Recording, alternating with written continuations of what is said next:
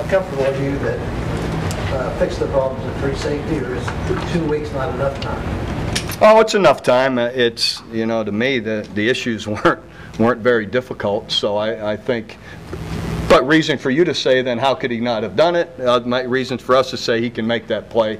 I've seen him make that play, and so, and also other reasons are he also made a lot of other really nice plays. Had a bunch of good tackles, and you know, and some other good plays. So I feel good that, you know, those will be handled. Well, you used to live in Florida. You spent much time in Tallahassee? I have not. That was kind of one of those, just kind of like me going to Stillwater last week. I kind of only went when I was made to go. So, you know how that is. And it's really, from where I was in Gainesville, though, to Tallahassee was pretty decent ways, too. You follow Travis Lewis on Twitter? No, sorry. I don't follow anybody on Twitter. What was your reaction Sunday night? I guess they told you about he's like skating. Oh, I didn't hear it till Monday, but I chuckled. I mean, what player doesn't think he's going to play? You know, that's not unnatural for a guy to think he's going to play, but that's not what the doctors will make that decision, not him. Well, he seemed encouraged about playing next week, and I thought I saw one of your comments that said it would be a while. Well, I don't. You know, everyone's going. I do not expect him to play this week. Ask me next Monday if it's changed. You know, that's not. Are you encouraged that he might play next week? You're going to ask me all different ways. I do not expect him to. Next week. Yeah, but okay. Now, you know, if doctors change that, I'll say something. What about Jarvis Jones? He's getting closer to possibly practicing next week. Now, we'll see, you know. Bob, what's your reaction to those who say this is the biggest regular season game of the year in week 3? You know, that can be debated. There'll be you know, there's been good ones already, and so you know, we'll see. You know, it's like for us it's a second game, for them it's a third game. There's a long year in front of us, but it's obviously, you know, a big game for us too, for sure. We both want to remain in contention to try and, you know, be a champion. That's what you got to do. You've had some pretty dramatic finishes, is my point, in your time here. Winning the tiebreaker against Texas, I think 0-3, losing and still going to the championship game is a lot of football to be played. Well, so yeah, and obviously scheduling these type of games when you don't have to advantages you. Hopefully someone gives you, if you win them, credits you for doing so, for playing these type of games if you don't have to. And let's face it, a lot of people aren't.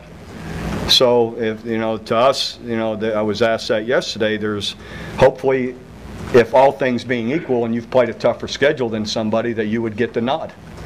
That, you know, that, and then if, you know, otherwise, why play it? So BCS is, in the way they, you know, equate everything, that if there's ties, then, you know, the team that's played a tougher road seems to be a logical, you know, way to vote somebody. But otherwise, heck, let's get rid of these games, you know. And I think it's, you know, it's great for college football. It's great exposure. Everyone's going to talk about your program and for a week leading up to the game. So there's, you know, and fans love it. Our fans love it. You know, we'll have a, you know, bunch going down there, and they loved having them here last year. You know, those are exciting weekends for when these people, Notre Dame comes here next year, that our fans get excited for. So it's part giving them something to be excited about too.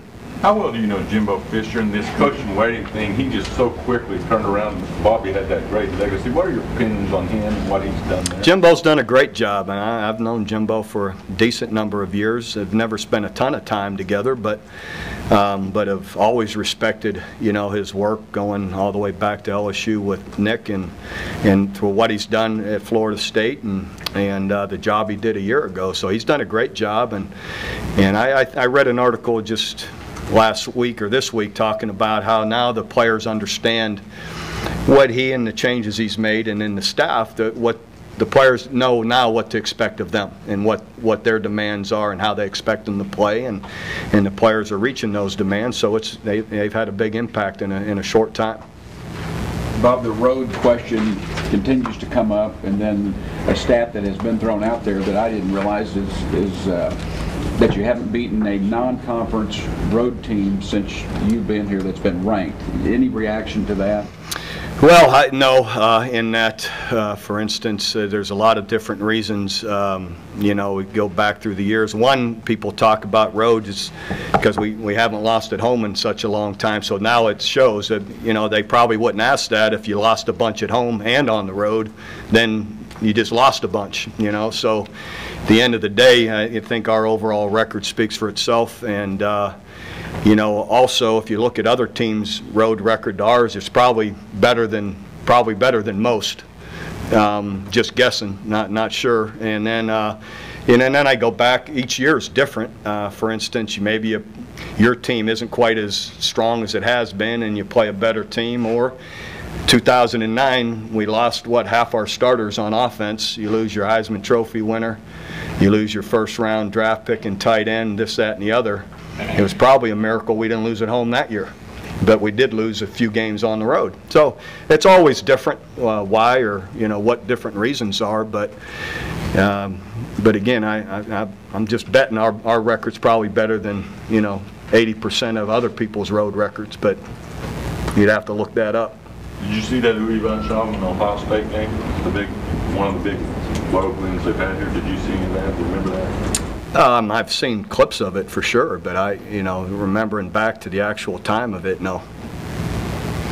What's your perception of the players' interest level in all of the realignment stuff going on?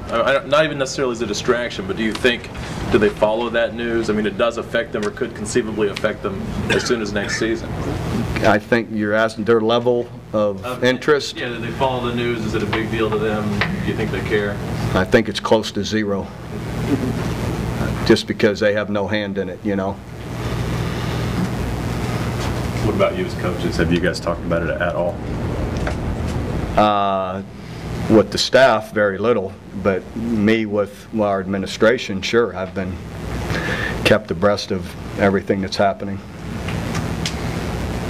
Can you tell us what you're going to do? No. Do you know what you're doing? I'll let President Boren handle all those questions. Landry should become the all-time leading passer in yards at the university this week. What kind of intangibles does he bring to the field? Well, Landry brings all those intangibles we've had from the lineage of great quarterbacks we've had here, and that's first, outside of talent and a great arm in accuracy and everything that you put on skill and talent, is he's tough, he's a hard-working guy, he's a humble guy, players like playing for him. He's a great teammate. He's all those things that, he's a student of the game and tries to improve all the time. And then you put that with a big, strong guy that can throw. It makes for a bunch of yards.